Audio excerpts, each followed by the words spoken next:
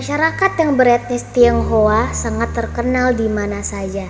Bahkan hampir di seluruh dunia pasti ada keturunan Tionghoa atau Cina.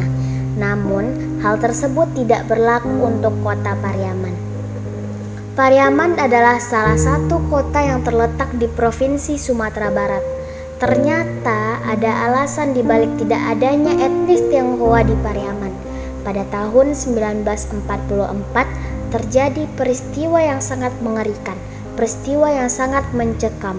Sampai sekarang peristiwa itu adalah sejarah kelam bagi kota Pariaman. Peristiwa tersebut dinamakan Kansas 44.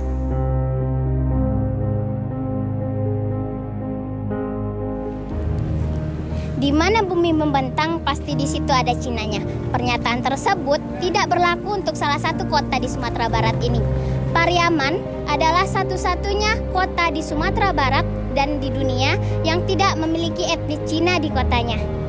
Ingin tahu lebih lanjut tentang Pariaman dan sejarah Tionghoa? Ikuti liputan selanjutnya. Peristiwa Kansas adalah pembunuhan yang dilakukan oleh pribumi Pariaman kepada beberapa warga Tionghoa karena suatu sebab. Kansas dalam bahasa Minang disebut dengan kanso. Kanso tersebut adalah alat yang digunakan untuk memotong. Kanso dapat disamakan dengan jenis logam seng tebal yang terdapat pada beberapa kaleng makanan.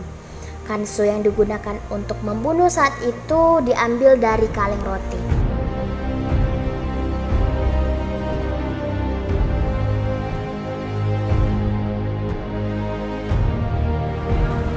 Saat ini saya berada di Tugu Tabui.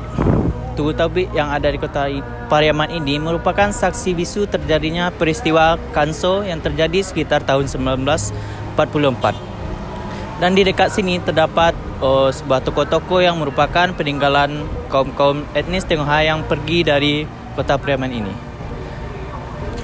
Inilah liputan khusus tentang hengkangnya etnis Tionghoa dari kota Pariaman.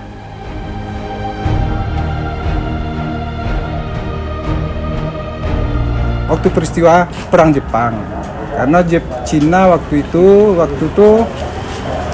termasuk pengkhianat yang selalu menunjukkan tempat persembunyian pejuang-pejuang daerah sini. Itulah akibatnya Cino-Cino yang di Pariaman dibantai di masyarakat Pariaman.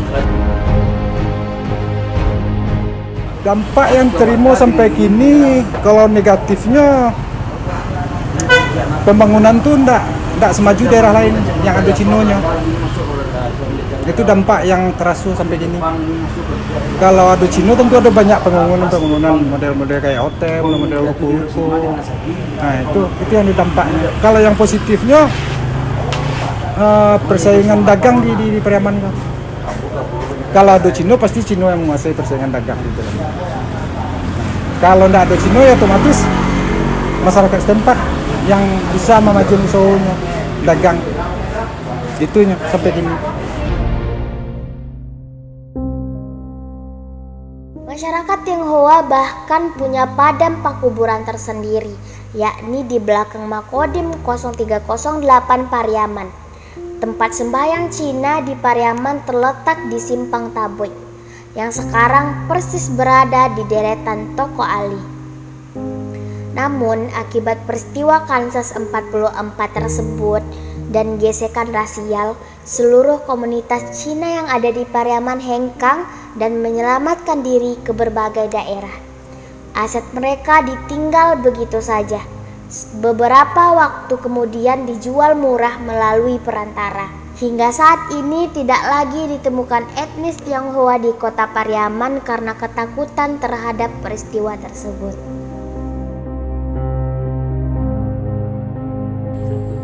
Di tempat ini merupakan makam etnis Tionghoa di kota Pariaman.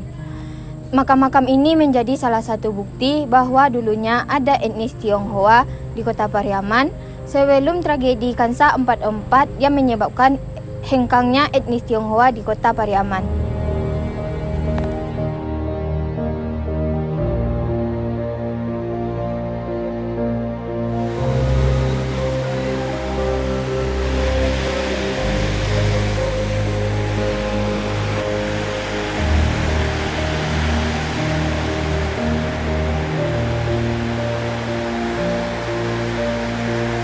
Semua hal yang terjadi di tahun itu adalah perjalanan dan sejarah kelam bagi masyarakat Pariaman dan etnik Tionghoa itu sendiri. Banyak pro dan kontra yang terjadi ketika peristiwa itu terjadi. Oleh sebab itu, sebagai generasi muda kita harus mampu bertindak yang bijak dan berkata yang baik. Saya Kintan Rahmi Fitri dan segenap kru yang bertugas mohon undur diri. CCM Production, salam komunikasi.